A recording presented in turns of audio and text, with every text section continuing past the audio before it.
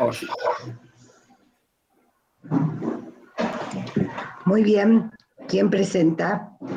Empezamos nosotros, profe. Bueno, dale, Analía, no sé, ¿vos vas a contar? Voy contando, voy a empezar con el caso de Florencia. ¿Lo tengo que leer o directamente ponemos lo que nosotros... No, todos conocemos la clase de Florencia. Perfecto. Vayan haciendo las menciones.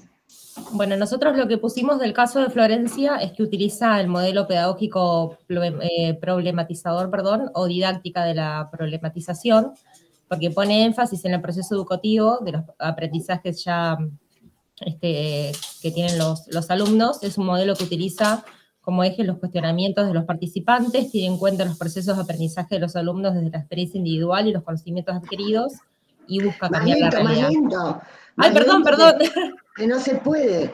Es decir, desde el modelo, la pedagogía de la problematización, decilo más tranquila. Desde ahí pusimos que pone énfasis en el proceso educativo. Es un modelo que utiliza como eje los cuestionamientos de los participantes, tiene en cuenta el proceso de aprendizaje de los alumnos desde la experiencia individual y los conocimientos adquiridos, y busca cambiar la realidad. Eso es lo que llegamos como a notar de ese caso. Y la segunda pregunta, ¿en qué otras clases los llevan a pensar lo que ha desarrollado Florencia? Bueno, nosotros como que nos vino a colación en la clase de esta materia, que se plantean problemas en base a los conocimientos ya adquiridos, o sea, se plantea un proceso de aprendizaje en base a la problematización para poder adquirir, digamos, los conceptos. Eso es lo que nosotros... Otra vez, más lento, por favor, para que se pueda escuchar. Por ahí es porque estoy con los auriculares y no se escucha bien, no sé si me escuchan. No, es que lo estás diciendo todo muy rápido, no puedo llegar a comprender cada una de las cosas que decís. Y bueno, si quieren, compañeros de Andrés o Meli, si quieren decir la segunda parte, que es lo que nosotros llegamos como conclusión. No, lo que decía Ana en cuanto a lo que sería la consigna 2, que con qué clase lo asociamos al ejemplo de Florencia, ¿no? Concluimos que, por ejemplo, esta clase de Kant, donde a veces planteamos un problema o hacemos un trabajo y después nos damos cuenta de los errores y de qué aprendimos, como un ida y vuelta, digamos, constante, o sea, es lo que se nos ocurrió, cómo asociarlo. Bueno, a mí, por ejemplo, yo ahora estoy cursando de ontología, también a veces planteamos una problemática y debatimos entre todos, como que no es tan vertical la enseñanza, ¿no? No sé, Ana, si quieren seguir también con el ejemplo de Arturo, o bueno, otro grupo quiere decir su versión de la clase de Florencia. Sigo con la de Arturo si quieren. Vale.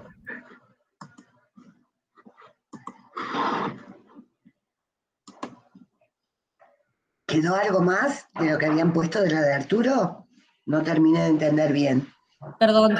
Es lo que llegamos como a escribir. Ah, perfecto. Sí, está bien. Bueno, muy bien, entonces ubicaron las diferencias entre los dos. No voy a avanzar nada más porque quiero escuchar a los otros dos grupos. Cuenten las cosas diferenciales o que agregarían a lo que dijeron. Leo lo que pusimos nosotras. Bueno, nosotros hicimos como, no tanto de la teoría, o sea, no...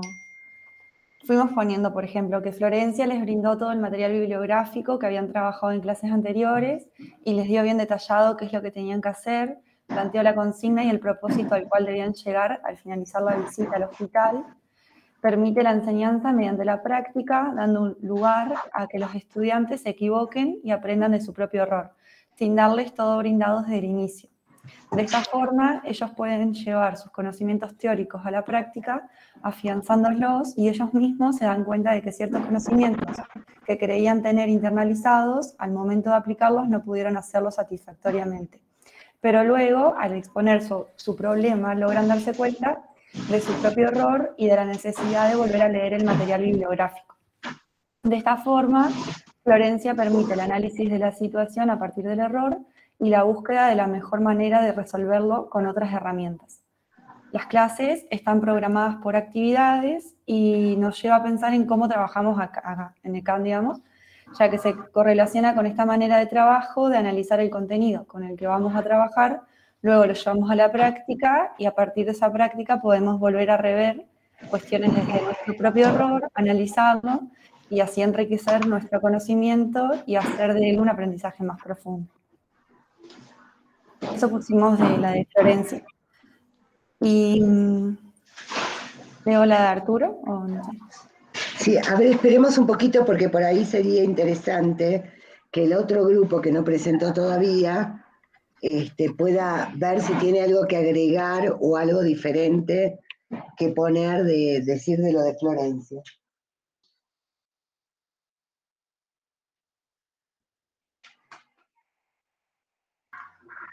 Más o menos lo mismo.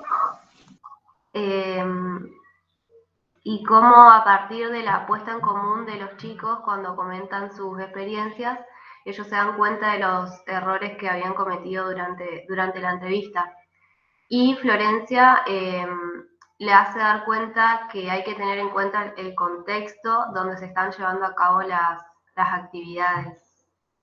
Después, lo mismo, digamos que los profesionales actúan de forma activa, ya que se involucran en el proceso educativo y que van aprendiendo a medida que van haciendo las actividades.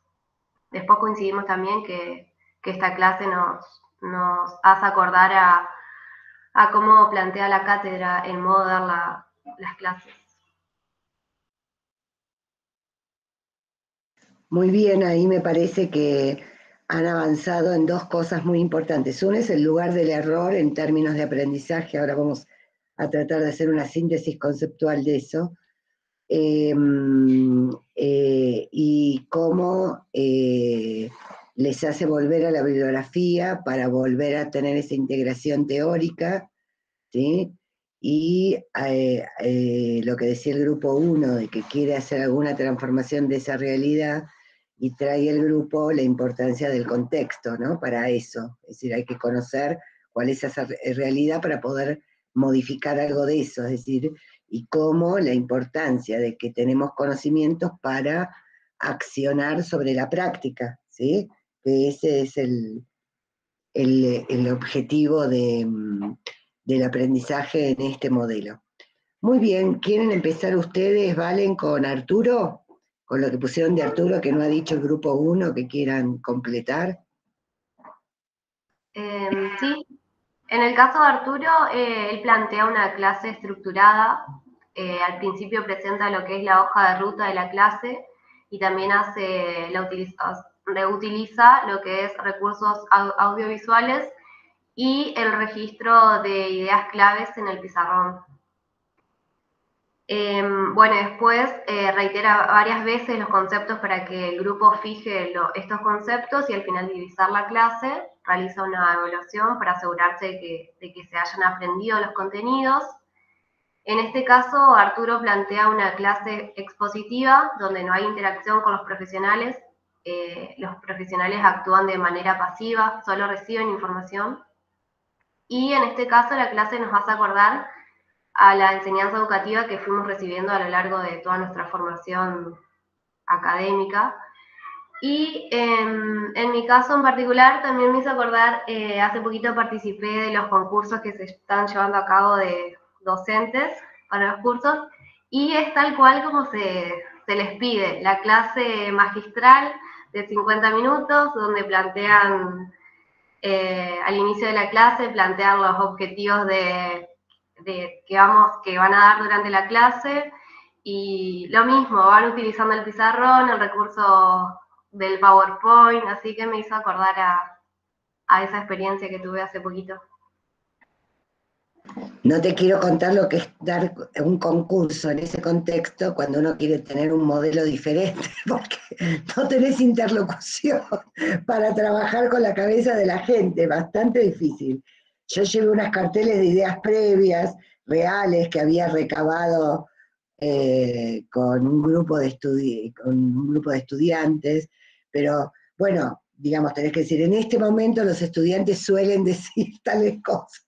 Muy difícil en ese esquema poder presentar una forma didáctica diferente de dar la clase, ¿no? Claro, a mí me pasó, yo también estuve en un concurso docente y la profesora quería interactuar, hacía la pregunta y aclaraba, ahora ustedes me están respondiendo, ah, sí, y hacía como que le respondían todo imaginario, todo un acting increíble, porque claro, quería interaccionar con los alumnos. Sí, muy difícil cuando uno quiere cambiar ese modelo que está estructurado en una clase magistral, digamos.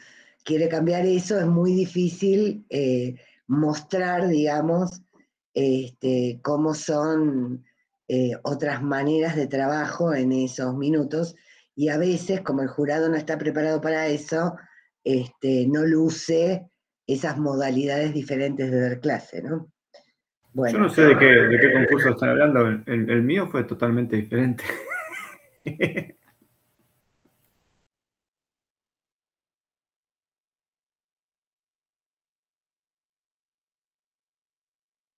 Perdón, el otro grupo, estaba hablando con el muteada, el otro grupo, ¿qué quiere completar de lo de Arturo, por favor?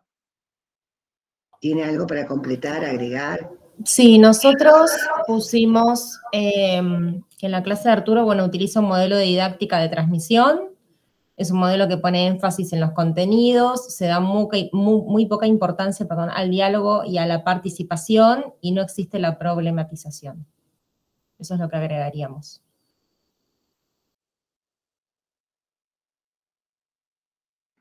Me parece que hay otro grupo más, o ya estamos todos con Arturo. Faltamos nosotras. Ah, me parecía, por eso. Sí, nosotras, o sea, también más o menos lo mismo. Eso de que las clases estaban programadas de un contenido teórico, todo organizado. Desde la primera clase como que se muestran todos los temas que se van a enseñar en el curso, creo que era. Proyecta el esquema, enseña de forma breve los elementos del mismo. Bueno, es como expositiva la clase, y acá comparamos que en Florencia se abarca desde el diálogo grupal y desde la realización de actividades prácticas. Después, bueno, menciona las evaluaciones que va a realizar, reitera los conocimientos a lo largo de la clase, pregunta si van entendiendo, revé los temas y va marcando qué es lo que fue dando a lo largo de la clase. Y como que hace hincapié en esto de retener los conceptos y el contenido teórico y no en llevarlo a una práctica o a un análisis.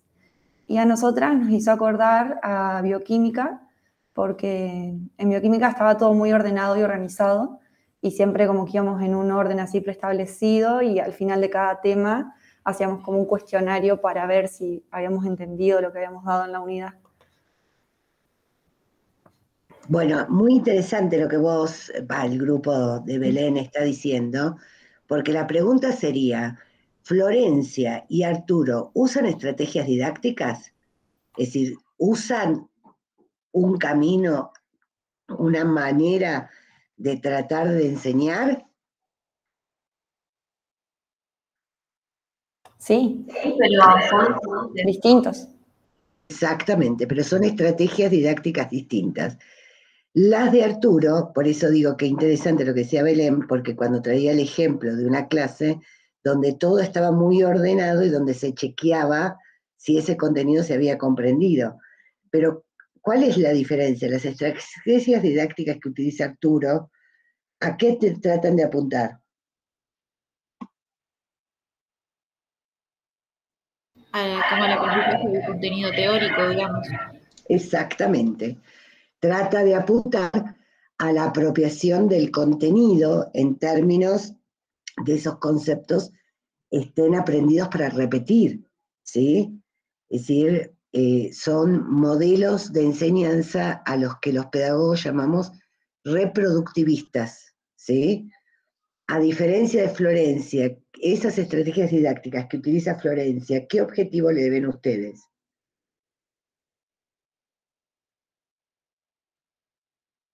Ya lo dijeron, pero reafirmen. De llevarlo a la práctica, digamos. ¿Qué más? Sí, de llevarlo a la práctica. De equivocarse. A partir del error. de tomar el error como una oportunidad de aprendizaje. Muy bien, ¿qué más?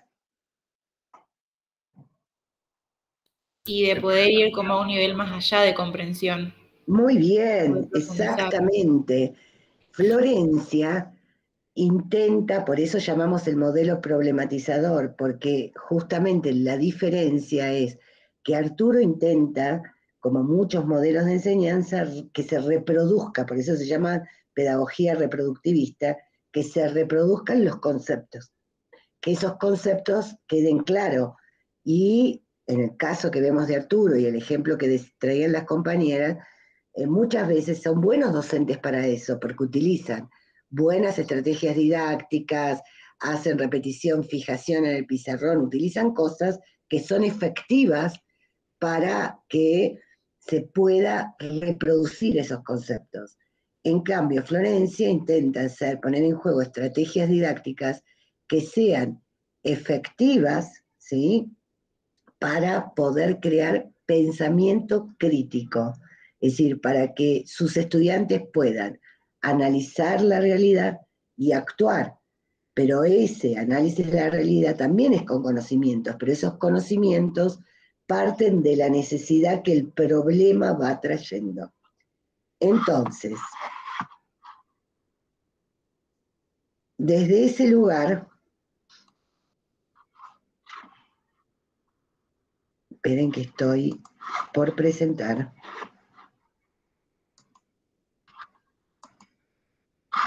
Muy bien.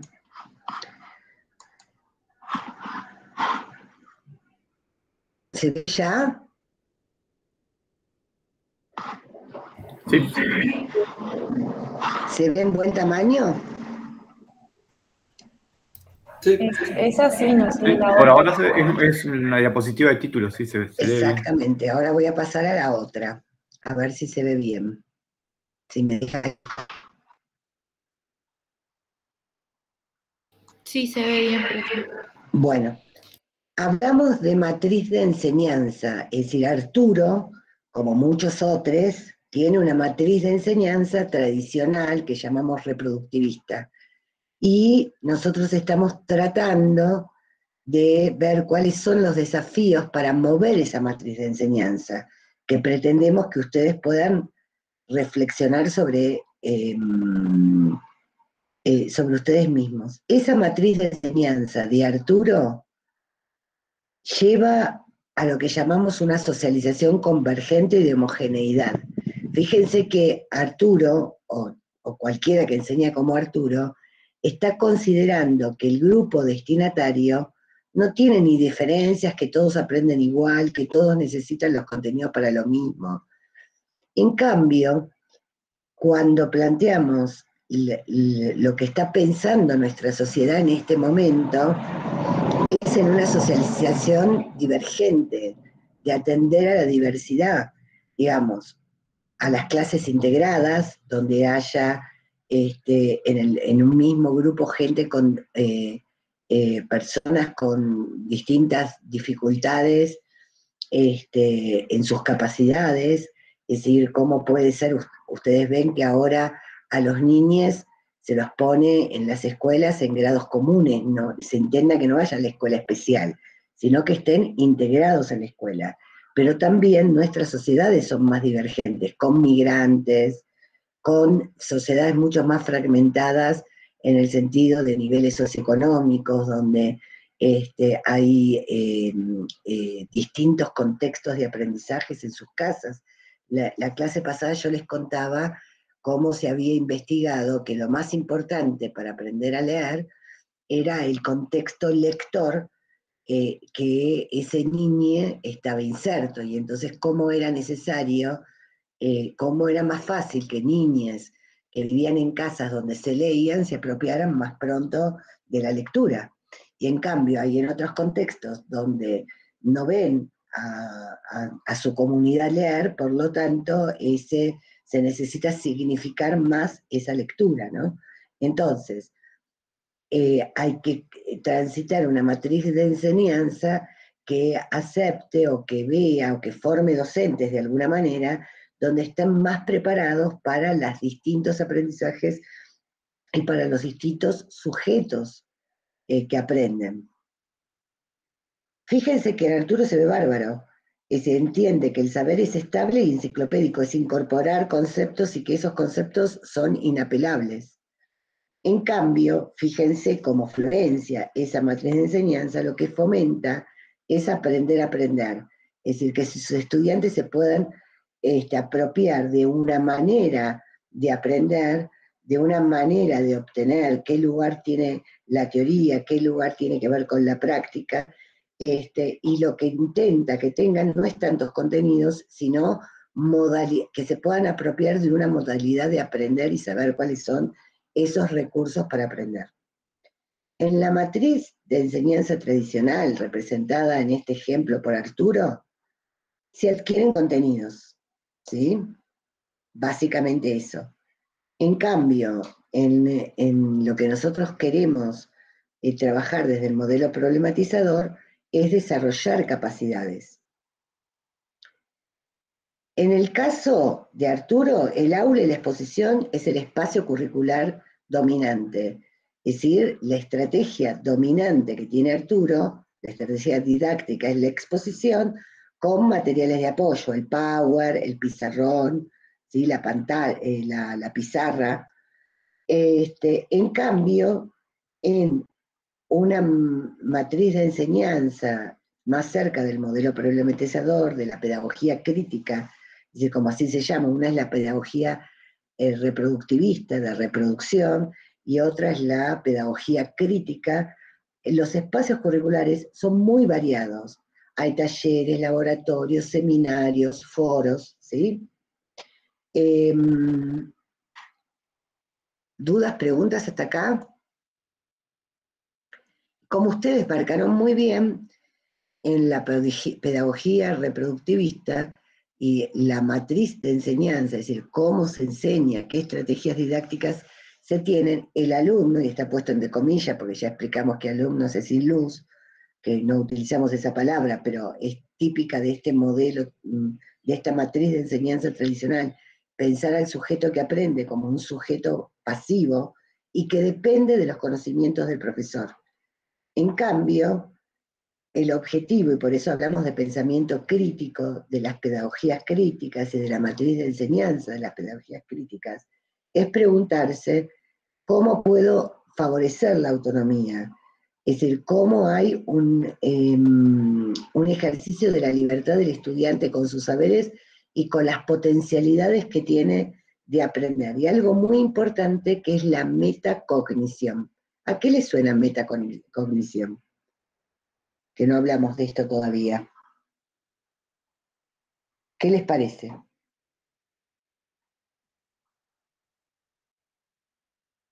Chachán, chachán. Acuérdense que el error es previsible.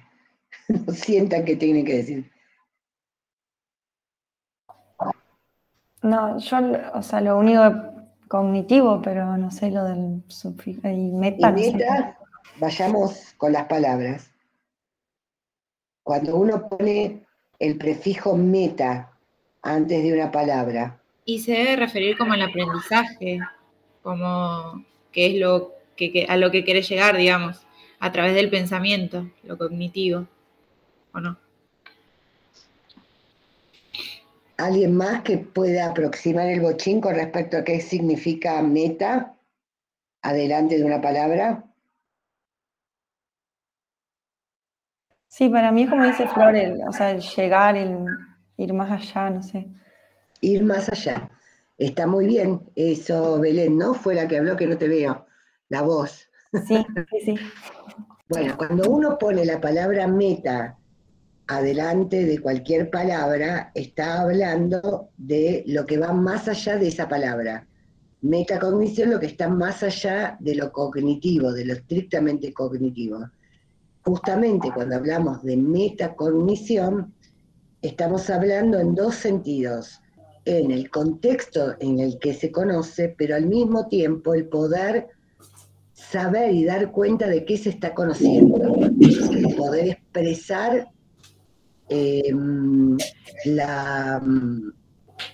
el mapa de lo que aprendí, es decir, dar cuenta de lo que estuvimos aprendiendo y de cómo lo hicimos, ¿sí? No solamente embuchar un conocimiento, sino dar cuenta de cómo llegamos a ese conocimiento. Miren, lo van a entender claro en dos formas de aprender la matemática. Durante mucho tiempo, y todavía pasa, la matemática se enseñó con mecanismos, el mecanismo para llegar a un resultado. Y ahora la matemática, desde esta nueva manera de enseñar, se trata de que agudizar el razonamiento. ¿Cómo te parece que se puede llegar al resultado? ¿Cómo se puede hacer? ¿Cómo se es para sumar o para multiplicar? Es decir, dar cuenta de cómo se aprende, qué hay que hacer para aprender eso, más que bajar el mecanismo de cómo se enseña. ¿Queda claro lo que es la metacognición?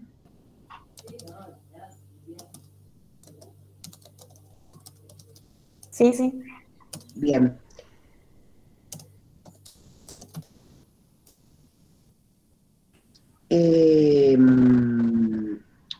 Bueno, en general, la matriz tradicional utiliza soportes analógicos, ¿sí?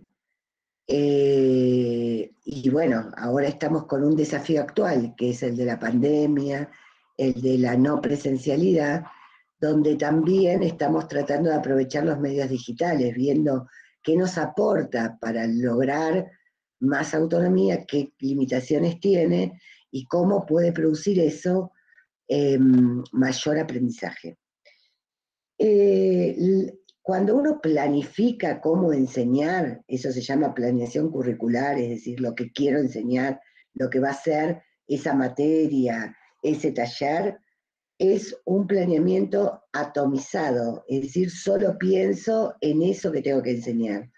En cambio, si es un modelo, el modelo más de la pedagogía crítica, tiene una matriz de la enseñanza donde intenta articular áreas, ciclos y niveles. ¿Por qué? Porque más importante que los temas son los problemas, es decir, cómo abordamos determinado problema. Y entonces vamos articulando con otros aprendizajes que hubo en otro nivel para profundizarlos, o cómo otras áreas pueden aportar algo de esa área de conocimiento. Y esto lleva a que en la matriz tradicional de enseñanza siempre hay para ese pensamiento disciplinado y por pasos y por reafirmar un contenido, es muy importante la disciplina. Y la solución de los conflictos en general es autocrática, es decir, vertical, como ya lo vimos. En cambio, la resolución de los conflictos desde el contexto actual, desde la sociedad como viene, desde un modelo de aprendizaje problematizador, es una resolución de conflictos a través de la mediación.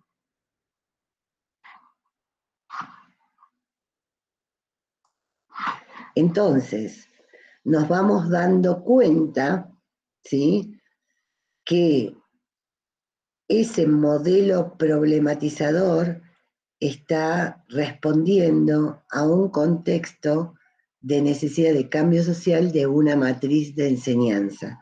No es solamente un tema ideológico donde yo adhiero, sino que responde a los problemas y a los desafíos actuales.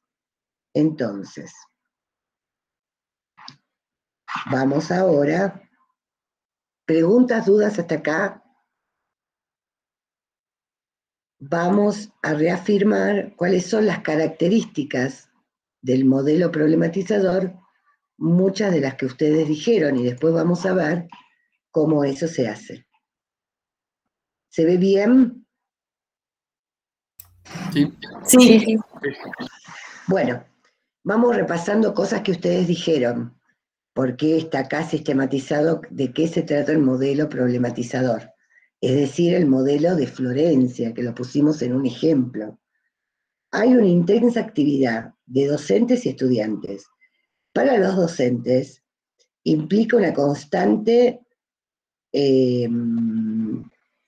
creatividad de lo que pone en juego, y aparte estar todo el tiempo. Yo, por ejemplo, para la clase de hoy, miré los videos las grabaciones de la última clase que habíamos visto de esto, porque quería ajustar lo que hoy presentaba y lo que hoy hacía en función de lo que había pasado, de lo que ustedes habían dicho, de lo que habíamos trabajado, ¿sí? Entonces, la actividad docente también cambia, no es que yo saqué,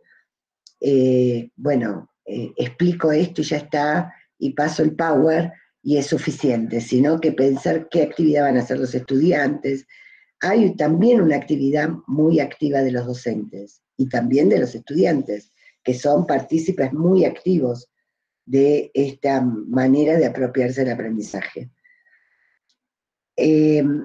Algo que está marcado ahí con color es que fíjense cómo Florencia construye conjuntamente el objeto de conocimiento con los estudiantes. Ellos traen lo que hicieron en el terreno, Florencia les manda la bibliografía para que ajusten, para que vean cuál era el error, qué era lo que tenían que ajustar. Es decir, más que error se llama ajuste. Y ese objeto de conocimiento se va construyendo conjuntamente.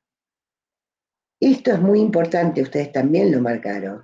Los problemas que emergen, las contradicciones, los errores, las detenciones son momentos esperados en estos procesos de enseñanza-aprendizaje. Más que esperados, yo diría que las estrategias didácticas lo provocan.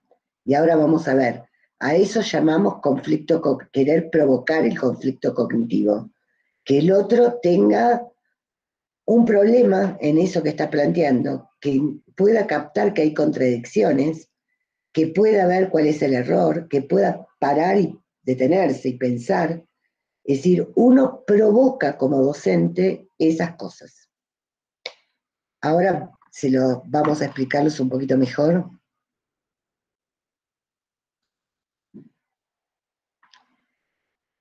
Ahora, que uno intente poner estrategias didácticas que provoquen el conflicto cognitivo, es decir, los problemas, las contradicciones, los errores, no descalifican ninguna estrategia. Es decir, a veces lo expositivo como modo de síntesis se necesita. A veces hay que apelar a la memoria del estudiante, a veces hay que hacer pruebas escritas, a veces hay que hacer trabajos prácticos obligatorios, más cuando uno está en un contexto de la educación inicial como estamos nosotros. Es decir, que se utilizan estrategias didácticas variadas y ninguna está descartada. Lo que sí, cada una de esas tiene una explicación de por qué uno la pone ahí, por qué en algún momento hay que ser expositivo y por qué en algún momento hay que hacer un trabajo práctico, ¿sí? No es que son las únicas. Y después, las básicas son lo que llamamos estrategias didácticas productivas, que no apuntan a acciones mecánicas ni repetitivas, como sería la memoria o la repetición, o el mecanismo para lograr algo, los pasos, sino que siempre se apunta a provocar el pensamiento del sujeto de aprendizaje. Por eso son productivas, que el sujeto de aprendizaje produzca un escrito, una fundamentación, una hipótesis, ¿sí? Que haya producción. Por eso decimos que estimula el pensamiento crítico y la apropiación de sujetos activos en sentido de que produzcan sus propias creaciones. Esta integración de distintos tipos de estrategia no es al tuntum, es en un proceso que tiene una lógica, que es coherente, para que se puedan construir significados. No solo apropiarse de conceptos, sino entender el significado. ¿Qué significa para un determinado grupo social en un determinado contexto? Y cuando vamos aplicando una estrategia u otra, lo llamamos ajuste didáctico, ¿sí? Hacemos un ajuste porque utilizamos una estrategia para lograr mayor apropiación del aprendizaje. Todo aprendizaje nuevo parte de los conocimientos previos. No se puede pensar ningún taller con ningún grupo comunitario. No se puede pensar ninguna persona que se está apropiando de un objeto de conocimiento que no tenga nada en su cabeza. Entonces ya lo hablamos, siempre hay alguna explicación previa, un conocimiento previo, una imaginación, que me imagino cuando se dice eso. Y siempre se parte del conocimiento previo. Ahora, uno puede pensar, bueno, porque entonces ese es el punto de partida. Sí, pero no es solamente el punto de partida, sino que es el punto de partida para todos, para todo el grupo, para que el grupo lo pueda revisar. Es decir, con este conocimiento previo, ¿podemos hacer algo? ¿Qué respuestas provisorias damos o qué resolución podemos dar con estos conocimientos que tenemos? ¿Nos alcanzan? ¿Necesitamos más conocimientos? ¿Hay algo que es erróneo? Eso es para revisarlo o ampliarlo. Voy a explicar en un grupo de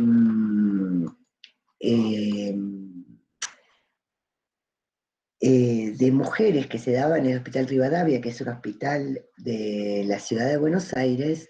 La que estaba haciendo la conducción docente tenía un rompecabezas o un gráfico donde tenía puesto, digamos, el aparato reproductor femenino. Entonces, cuando le preguntamos, bueno, ¿cómo actúan los anticonceptivos? Y entonces, bueno, a ver, entra por acá, entra por la boca, bueno, ¿cómo va? ¿Y a dónde llega? La primera explicación que daban era que la pastilla hacía estimular el ovario, o detener el ovario, y que por eso no había embarazo. Entonces, cuando tenían que explicar cómo actuaba la pastilla concretamente, a dónde iba, es decir, no había forma que del estómago y el intestino pasara a los ovarios. Y entonces, bueno, no sabemos. Es decir, se enfrentaban en lo concreto con el pasaje de cómo la pastilla se disolvía en el aparato digestivo, diciendo, bueno, no sabemos cómo llega a producir un efecto en el ovario. Y entonces ahí decían, bueno, ¿y cómo es? Era una oportunidad única para que ese conocimiento tuviera una significación diferente para las destinatarias en este caso. ¿Se entiende? Porque no podían explicar. Llegaba un punto que cuando lo tenían que explicar concretamente, no tenían más saberes, conocimientos para poder explicarlo. Necesitaban que alguien le diera otros saberes. ¿Sí? Por eso decimos que esta es la clave para garantizar los aprendizajes significativos. ¿Y por qué queremos traer aprendizajes significativos? Porque, ¿se acuerdan que la vez pasada yo les preguntaba qué era el alcornoque? ¿Sí? ¿Y ustedes qué me contestaron que era el alcornoque?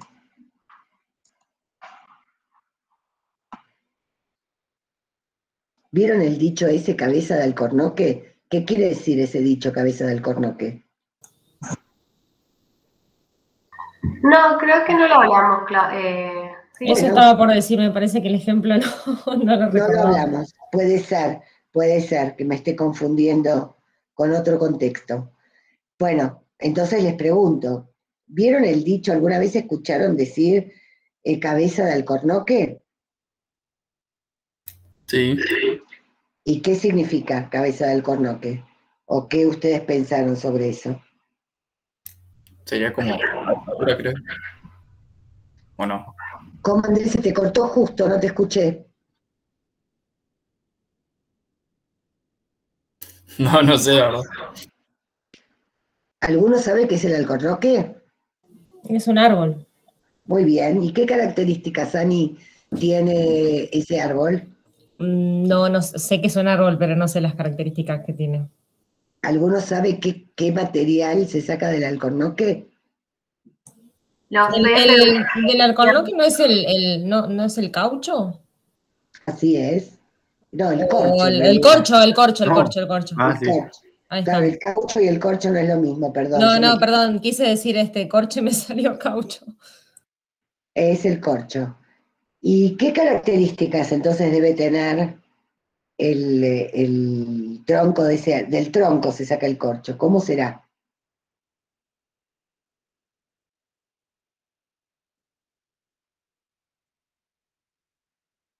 Es ¿Cómo es el blando, corcho? es una madera blanda. Blando, ¿qué más? ¿Qué Hueco, otras ¿no características? será? ¿Qué? ¿Hueco? Hueco, muy bien. Claro, porque cuando te lo dicen es cuando no sabes algo. Tipo. Claro, muy bien, Belén. El dicho cabeza de alcornoque es porque están haciendo una analogía con el tronco del alcornoque. El tronco del alcornoque, yo tardé muchos años en ver un alcornoque, no es tan sencillo, así que, porque no hay muchos también, porque es un árbol en extinción, digamos, acá estamos con la situación ambiental. Si van al vivero de Villa Gesell hay varios alcornoques, que uno lo toca y se hunde el dedo porque es aireado, liviano, ¿sí? Es un material esponjoso. Y entonces, ¿qué significará cabeza del alcornoque? ¿Por qué no entendés? ¿Qué es lo que Cabeza pasa? hueca. Cabeza hueca, claro. Es decir, algo aireado, donde te entra algo y te sale. ¿Vieron el otro dicho que dice te entra por un oído y sale por el otro? Bueno, cuando sucede eso es porque el aprendizaje no es significativo. Los adultos, los jóvenes y los adultos, que ya pasamos al pensamiento hipotético deductivo, es decir, que tenemos posibilidad de un pensamiento más sofisticado, que tiene que ver no solo con el entrenamiento, sino con una cuestión absolutamente fisiológica, que es que en una determinada edad, alrededor de la pubertad, nuestro sistema neurológico se va haciendo más complejo, es decir, tiene más sinapsis en cables gordos y complejos. Es decir, cuando nace el bebé, tiene algunas sinapsis y se van haciendo cada vez más sinapsis, ¿sí? Más relaciones entre el pensamiento y los pares neurales, y esos circuitos de aprendizaje se van complejizando. Cuando se complejizan, se van haciendo cables gordotos con muchas líneas que ayudan a ese pensamiento. Eso permite un pensamiento más avanzado. Ahora bien, ese pensamiento más avanzado hace que cada vez tengamos posibilidades de conocer más cosas del mundo circundante. Pero como la vida cotidiana, uno no podría estar conociendo en profundidad todos los objetos de conocimiento, porque si no sería loco. Sería la locura aprender todos los objetos del mundo con una profundidad. Entonces, el aprendizaje del adulto es absolutamente utilitario y pragmático. Solamente seleccionamos lo que nos sirve aprender para resolver un problema nuevo o porque tenemos interés o motivación por alguna situación. ¿Sí? Si leyeron el módulo 4 que les dejamos el otro día, eso está explicado, ¿sí? En la bibliografía. Es decir, solamente conocemos lo que nos sirve para la vida cotidiana, porque si no, sabríamos de todo y sería un barullo en la cabeza. Entonces seleccionamos qué aprender en función de que nos sea significativo, de que nos sirva, de que podamos utilizarlo, de que nos sirva para probar una materia, que nos sirva para solucionar un problema, ¿sí? Entonces, el aprendizaje significativo, lograr aprendizaje significativo es muy importante, porque por el otro lado, quiero contarles que el conocimiento cotidiano es absolutamente potente. Vieron que decíamos, es decir, la verdad en el conocimiento cotidiano no importa, importa que me lo haya dicho alguien que sabe para mí, que le tengo confianza, que es alguien que quiero. que está muy cerquita de lo emotivo, de lo emocional, ¿sí? Solamente con un ejercicio más racional y sistemático uno puede ir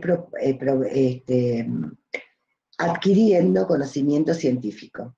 Entonces, el gran desafío docente, fundamentalmente, ustedes que van a trabajar con saberes nutricionales y alimentarios, es ver qué se sabe, qué ideas previas hay, para provocar, para trastocar ese conocimiento cotidiano.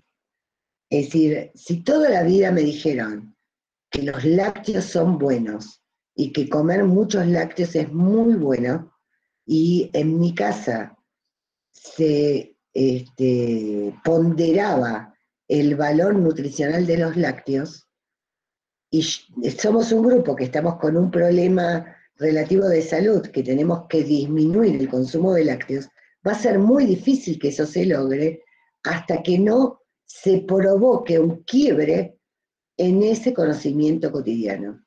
¿Cómo se hace? Bueno, es decir, hay que lograr un aprendizaje significativo que ahora vamos a ver cómo.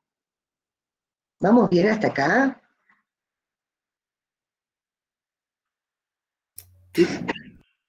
Sí. Bueno, entonces, la clave es producir aprendizajes significativos. ¿Y cómo se logra la significatividad de los aprendizajes? Cuando nuestro grupo destinatario puede relacionar lo que aprenden con algo que ya saben y se complementa con lo que llamamos relevancia social, es decir, me sirve para algo en mi vida cotidiana o me sirve para algo en mi vida profesional, para eso lo llamamos relevancia profesional, o me sirve para algo para aprobar la materia, a eso lo llamamos relevancia curricular, o relevancia pedagógica porque de alguna manera eso me provocó alguna motivación o algún interés.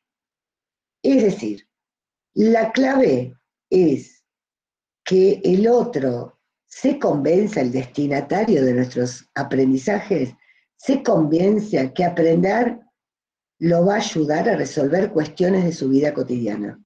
Hablamos entonces de atribución de sentido. Decimos que un grupo atribuye sentido a los aprendizajes cuando puede explicar la famosa frase ¿para qué me sirve?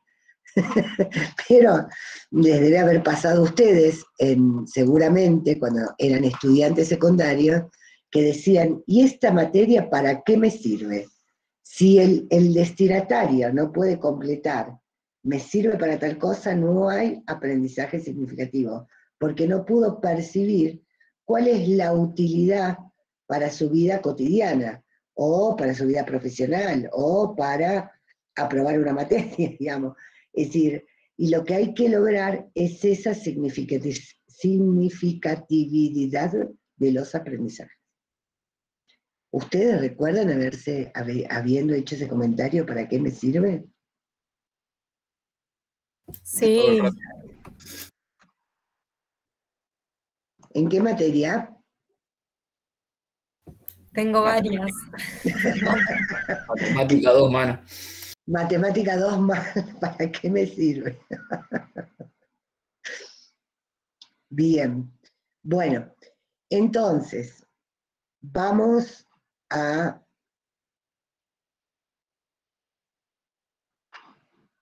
la pantallita. Ay, se me borró la pantalla, Diego. Ahí va de vuelta. Creo que cerraste sesión. Ah, es que cerré sesión. Por eso yo te pregunté si cerraba sesión, te aparecía después. Vos me dijiste que sí, claro, no. Sí. Bueno, no apareció. En el chat va el link. El último de todo.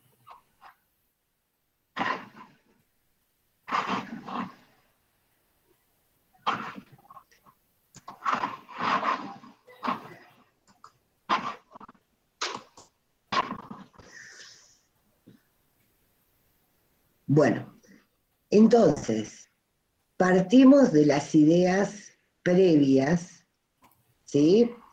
Ideas previas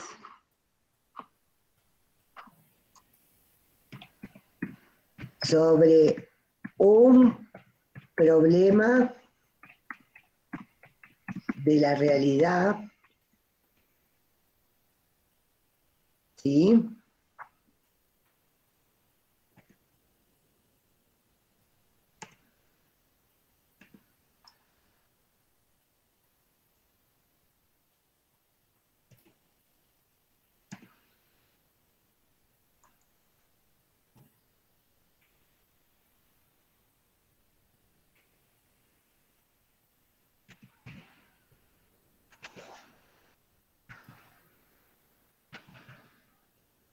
Sobre un problema de la realidad, sobre una situación problemática,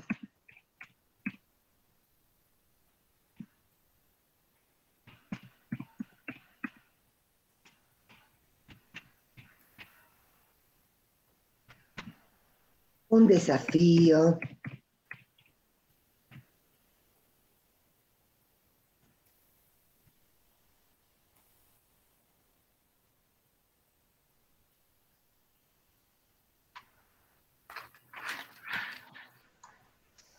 entonces, ¿de qué partimos?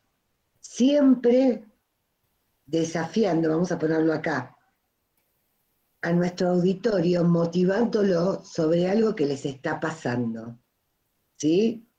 Por ejemplo, señora y señor, doñes, niñes, bueno, niñes no porque no compran, ¿les está alcanzando la plata para comprar la comida? ¿Qué les pasa cuando aumenta la comida? Digamos, y ver cuáles son las ideas previas. Partimos de esas ideas previas.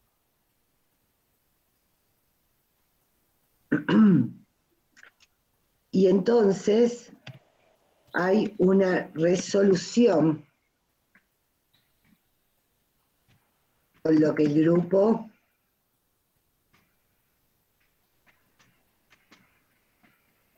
grupo sabe.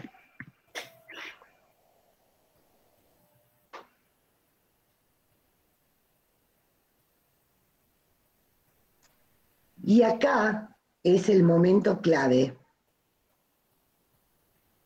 porque es provocar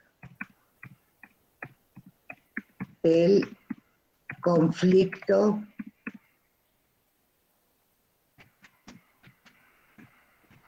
cognitivo.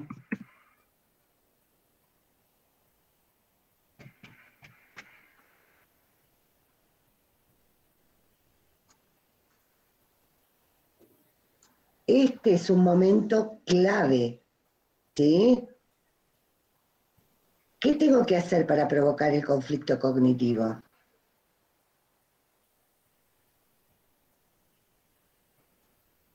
Lo voy a poner chueco, porque en realidad, cuando provoco el conflicto cognitivo, trato de poner en juego una estrategia didáctica que al otro lo ponga en situación de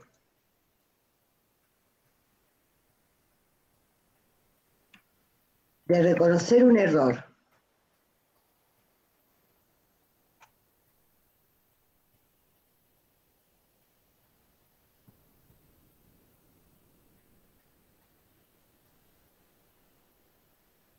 De conocer un error. ¿Qué otra cosa? De que el otro reconozca una contradicción. En esto el aprendizaje grupal es bárbaro, porque fíjense que a veces, ¿por qué me habrá quedado más chiquitito contradicción que error? Bueno, la otra cosa es, estaba contando, perdón que me distraje con el tamaño del sticker, que cuando uno está en un aprendizaje grupal, a veces la contradicción no es con uno mismo en lo que uno piensa, sino con algo que el compañero dice distinto, ¿sí? Entonces ahí digo, bueno, pero El mismo docente puede decir, pero ¿por qué? A ver, ¿qué piensan? Lo que dice fulano y lo que dice mengano son cosas distintas. ¿Qué piensa el resto? Y en esa contradicción, sí, se puede dar otra cosa que son hipótesis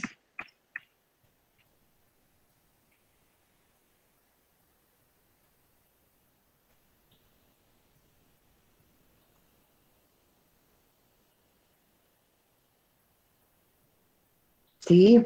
O dudas.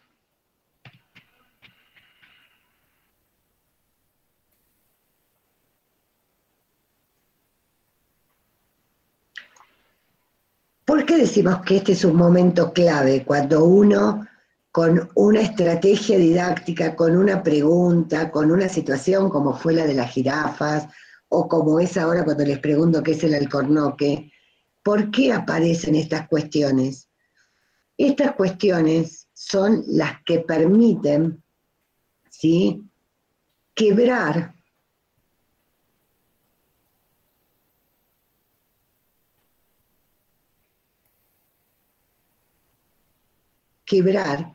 este conocimiento cotidiano y logra que el sujeto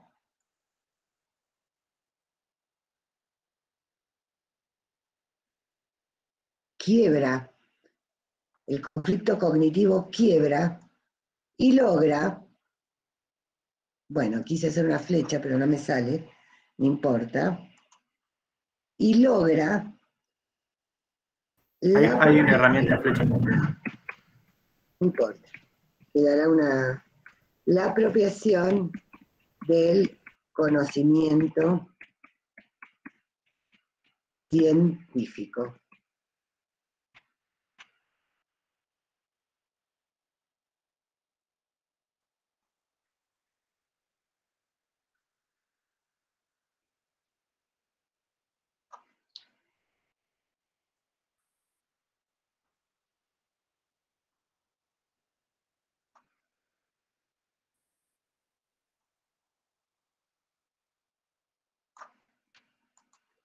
El hombre y la mujer solos provocan el mismo error 2 veces.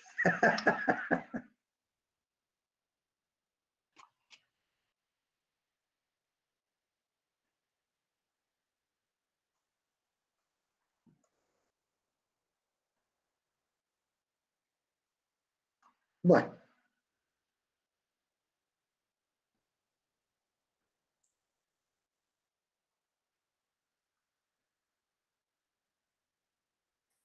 el momento privilegiado para que se provoque un aprendizaje significativo está en lo que hace el docente para que ocurra, o el que está cumpliendo la función docente, para que ocurra en la cabeza de los destinatarios el conflicto cognitivo.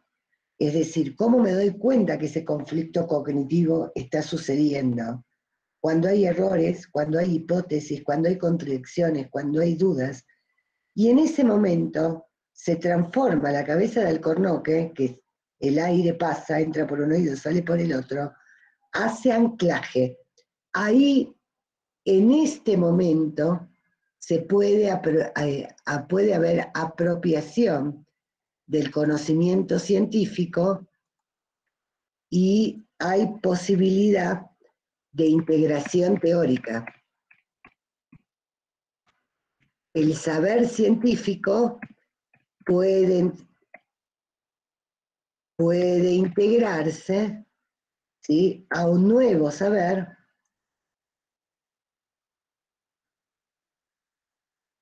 y es un momento privilegiado. Es decir, aquí se produce el conocimiento significativo y entonces este conocimiento significativo permite volver a la práctica con nuevos saberes.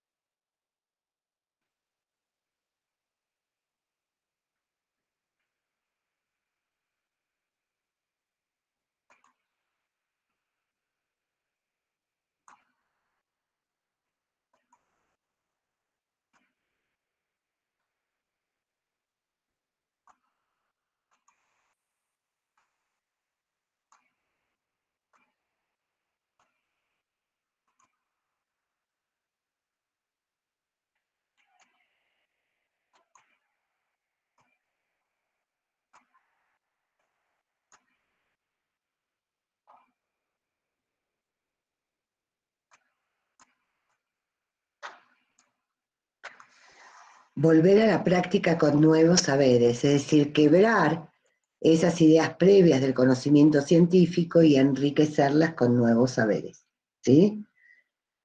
Es decir, por eso voy a traer ahora, digo, esta pantalla, ¿cómo hago para que se guarde? ¿O me la podés guardar vos? Yo guardo el Shams, sí, yo guardo. Perfecto, guarda el Shams.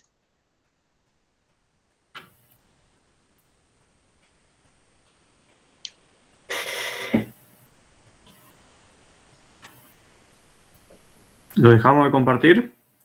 Claro. Y Ya está. ahí estamos. ¿Yo lo cierro? Sí, queda abierto en mi sesión. Perfecto, lo cierro. Buenísimo. Este pizarrón virtual es divertido para el que lo está haciendo, no sé si para ustedes es divertido, pero es el afiche que habitualmente vamos trabajando. Entonces, esto nos hace volver a pensar en ese circuito del aprendizaje que estuvimos ya viendo en otro momento.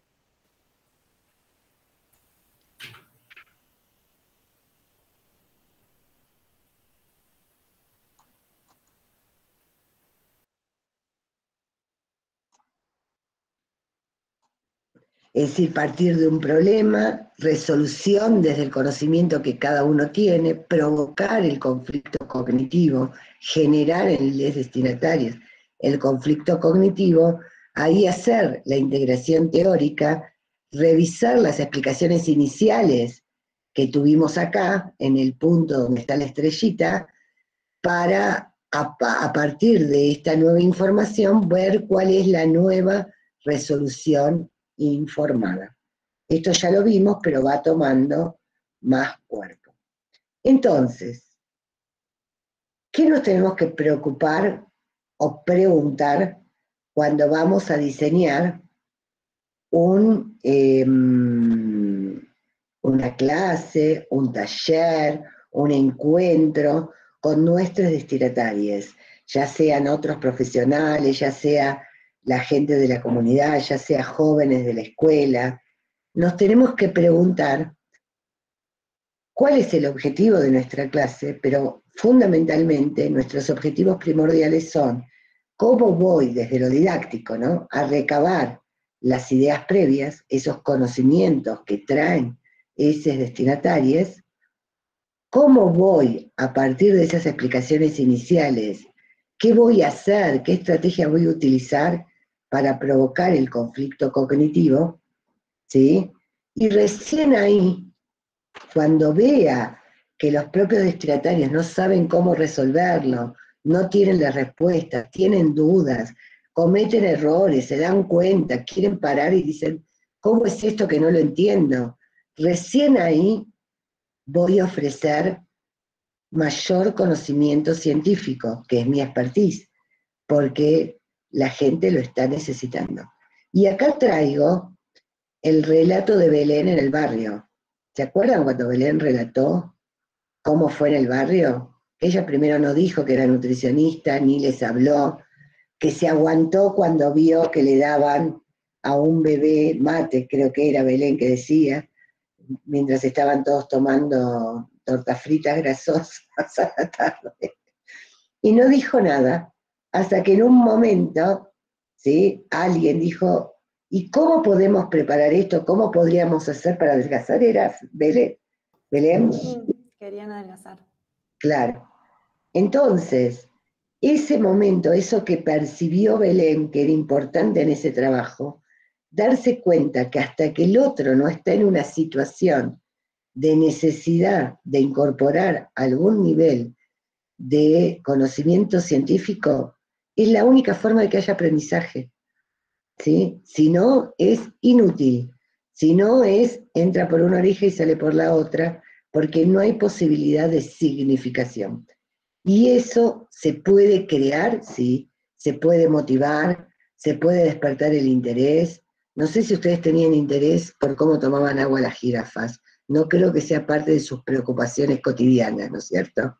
Y sin embargo, yo presentándoles un acertijo, hice que pensaran en algo que no era cotidiano en su aprendizaje, que empezara a tener alguna significación, porque yo se los estaba preguntando, porque le estábamos viendo, porque los poníamos en una situación distinta de desafío. Bueno, de eso se trata, poner estrategias didácticas problematizadas en juego, y las más importantes tienen que ver en cómo yo recabo ideas previas y en cómo fundamentalmente provoco conflicto cognitivo. ¿Sí? Bueno, preguntas, dudas, reflexiones en torno a esto.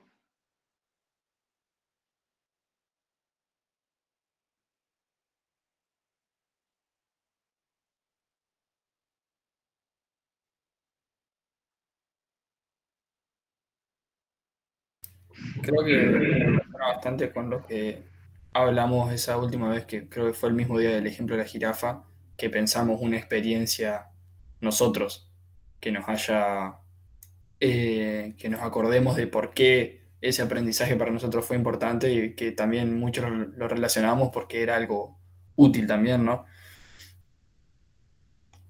Que lo podíamos usar para la vida nuestra cotidiana. O que nos daba placer. Fíjense las chicas que hablaron de la danza, que fueron como 3 en un grupo de 9, en un montón, y que contaban cómo esos aprendizajes habían quedado imprimidos en el cuerpo. ¿Sí? Hay muchas formas de significación, digamos, ¿no? No solo la utilitaria, el placer también, porque es parte de lo que uno busca en la vida cotidiana. También cuando algo es placentero. ¿Mm?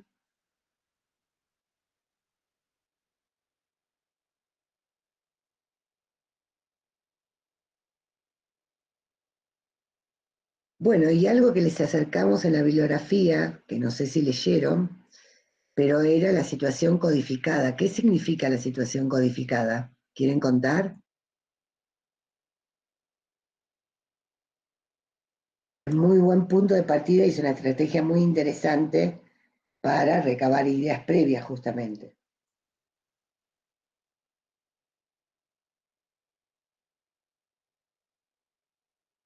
Yo estoy equivocada de nuevo, pero eso estaba en la bibliografía que les dejamos para leer la última vez, ¿o no?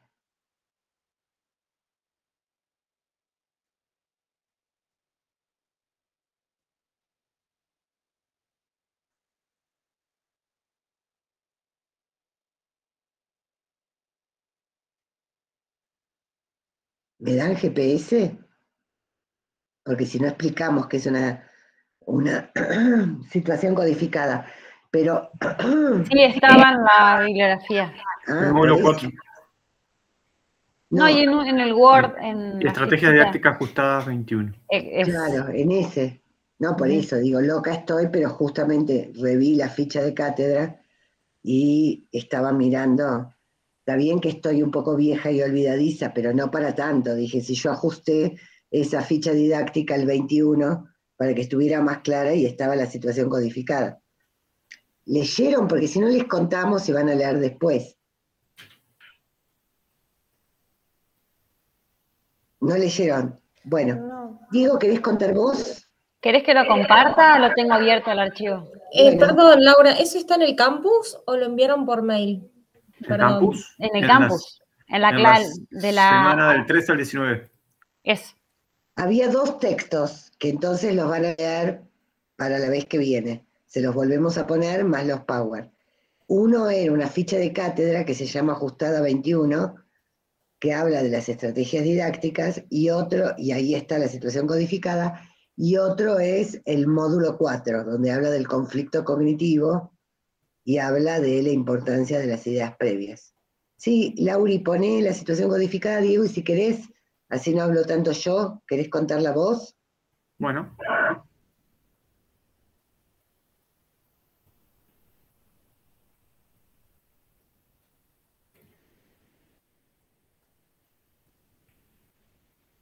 ¿Ahí está bien?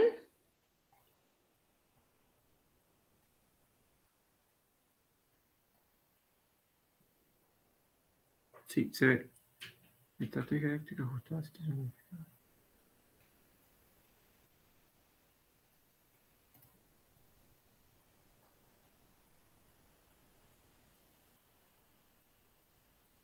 Perfecto.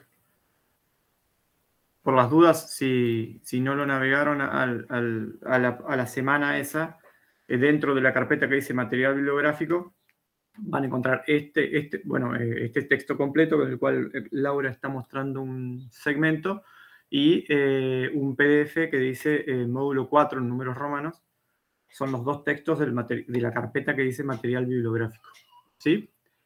Bueno, dentro digamos, de las distintas estrategias que uno podría llegar a pensar en cuanto al desarrollo y tratando de ir asociándolas con cosas que ya vieron antes y en el análisis que hicieron, por ejemplo, de las clases de Arturo y Florencia, la situación codificada básicamente, digamos, en este texto que aparece acá, lo presenta Paulo Freire, lo cita a Paulo Freire. Paulo Freire es un... ¿Qué pasó? Un segundo que tengo un imprevisto llorón a mis pies.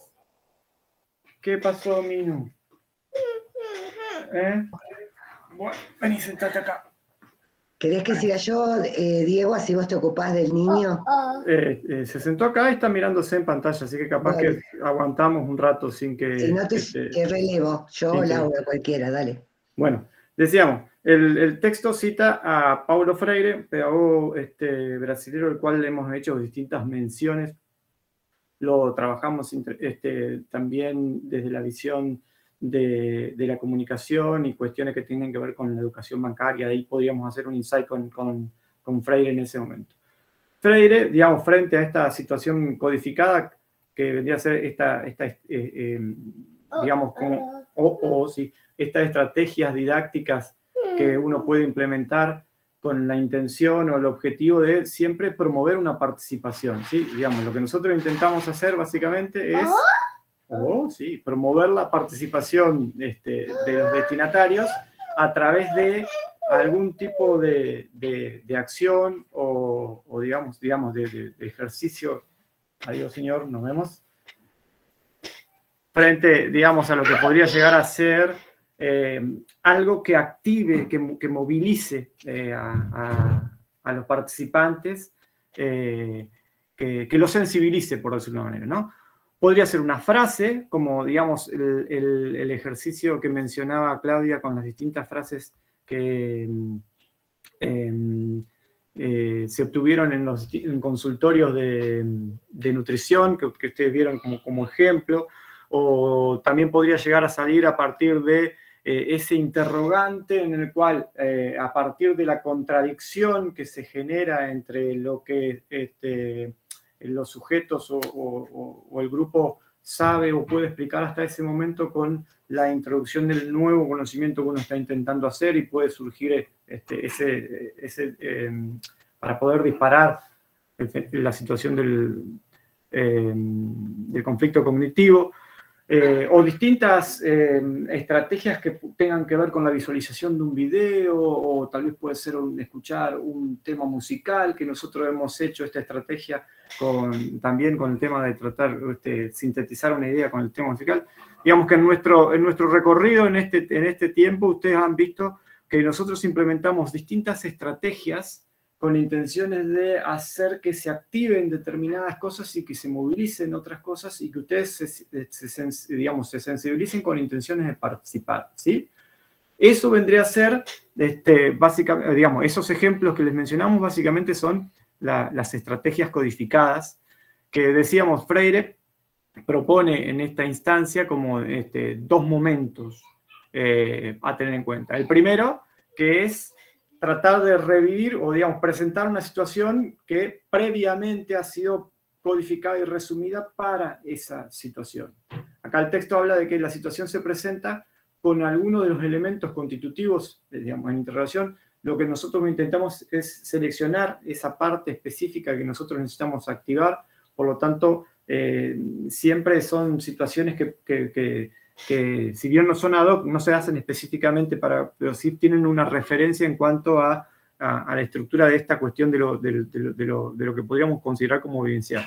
La codificación, digamos, nosotros la podemos interpretar con esta cuestión de lo visual a través de una imagen una fotografía, un cuadro, un afiche o algo, digamos, que resuma o que le dé, digamos, una significancia a esa situación, ¿sí? También acá dice, como mencionábamos recién, que puede ser auditiva, ¿sí? O también, esto entra la cuestión también del aspecto de la animación sociocultural, una dramatización en la cual uno pueda, a través de un diálogo o un guión de un diálogo, establecer, mediante un determinado acting, una situación en la cual se construya o se establezca esta situación codificada, ¿sí?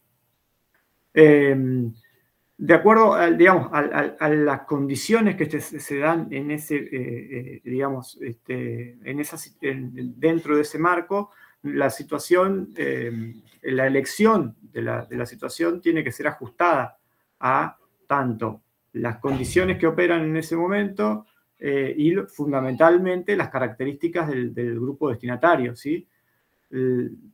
Si nosotros llegáramos a cometer el error de establecer algún tipo de desfase entre la selección de nuestra situación codificada y lo que podría llegar a esperarse con los sujetos, nosotros estaríamos cometiendo un error que debe subsanarse mediante una investigación previa. Digamos, siempre es indispensable conocer a la población con la que estamos trabajando como para saber si tal o cual tema y tal o cual situación puede llegar o no a ser efectiva. Fundamentalmente, para no generar, digamos, simplificándolo, un mal clima o situaciones en las cuales no nos permita revertir la elección de lo que tenemos, ¿sí? Digamos, y posteriormente a esa cuestión de la codificación, que vendría a ser como nosotros elegimos, qué es lo que nosotros elegimos hacer y cómo lo planteamos hacer, viene la planificación de la instancia de la decodificación, ¿sí? Esa decodificación debería incluir la problematización, el cuestionamiento y posteriormente el diálogo sobre esa situación de la realidad que abordamos, ¿sí? Acá el texto habla de que hay que desentrañar la realidad y descubrir cómo unos elementos se relacionan con otros.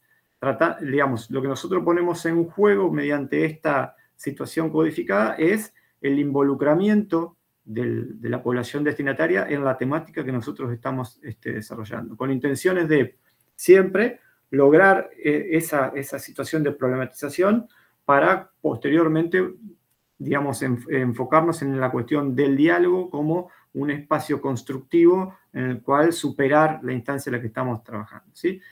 Acá habla de el encuentro dialogal entre educador y educando, empieza cuando el educador se acerca, y acá está una de las palabras de moda, empáticamente al mundo del educando para investigar y descubrir, ¿sí?, con él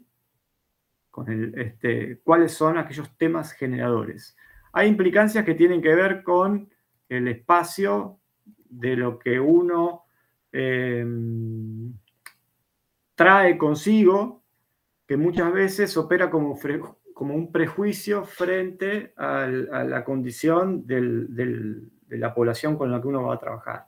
Por lo tanto, esta situación de lograr una relación, digamos, empática, es básicamente a través de identificar cuáles son las condiciones de esa situación en la cual uno va a trabajar para establecer cuál es la mejor estrategia, ¿sí?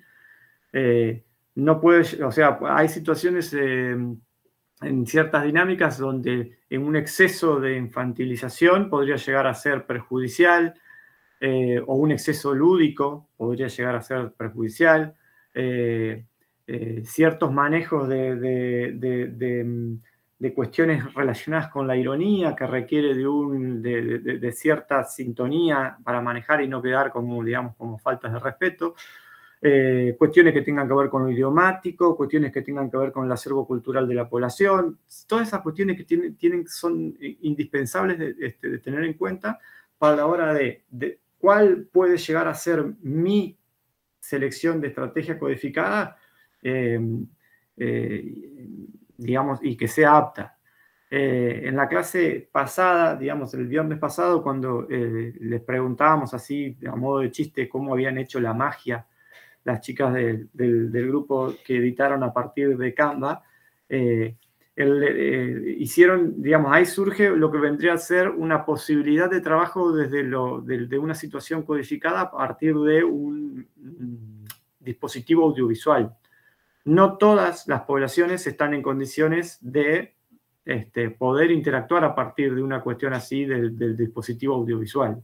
Entonces, digamos, si bien una estrategia codificada podría llegar a ser un video como el que armaron y armaron muy bien, no necesariamente es el único tipo de situación codificada que tenemos. Acá en el desarrollo del año, en lo que va del año, en estos meses de cursada, ustedes han visto distintos tipos de estrategias con las cuales nosotros hemos intentado activar esta participación y con los cuales a nosotros nos llevó un proceso de decodificación previo para saber si puede llegar o no ser aplicable al grupo destinatario, fundamentalmente por las condiciones que operan desde lo tecnológico y demás cosas, ¿sí?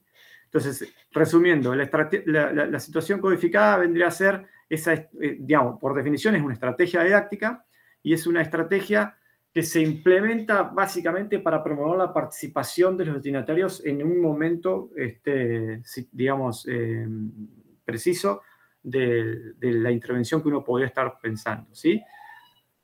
Decíamos, una frase, una pregunta, un afiche, un video, un tema musical, cuestiones que logran confluir los determinados intereses de la población en función de despertar una, digamos, participación o una acción determinada que nosotros quisiéramos lograr con esa situación.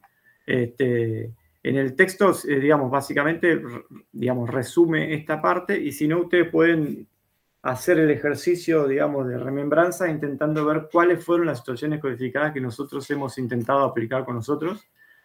Y también ahí podrían llegar a hacer hasta una evaluación de cuáles fueron las que funcionaron bien y cuáles fueron las que no funcionaron.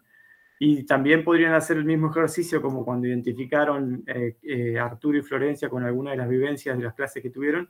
Traten de recordar qué situaciones codificadas han utilizado con ustedes o han requerido la participación de ustedes o cuando ustedes han participado en una situación tratando de abrir el juego en dentro de esta dinámica, ¿sí?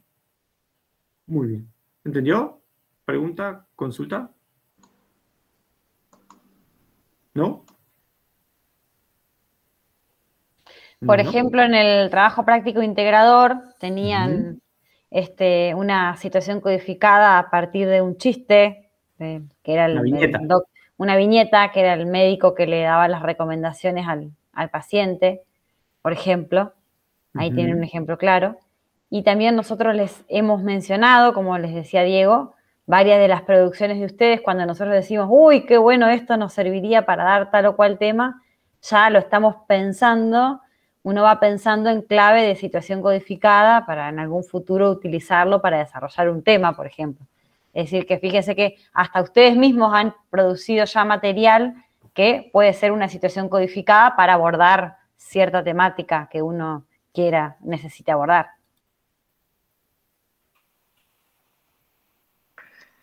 Solamente recalcar que una situación codificada, aparte de motivadora para la participación, también es una estrategia didáctica productiva que uno está queriendo, provocando al otro para que reflexione o aumente la reflexión de su pensamiento.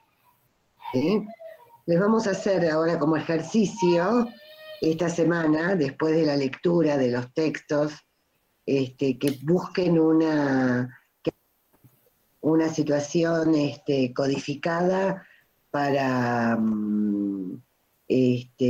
un grupo de destinatarios nutricionales, un grupo de destinatarios comunitarios para saberes nutricionales o alimentarios. ¿Sí? Van pensando y poniendo en juego la situación codificada en sus dos momentos. ¿Sí? Bueno, ¿dudas, preguntas?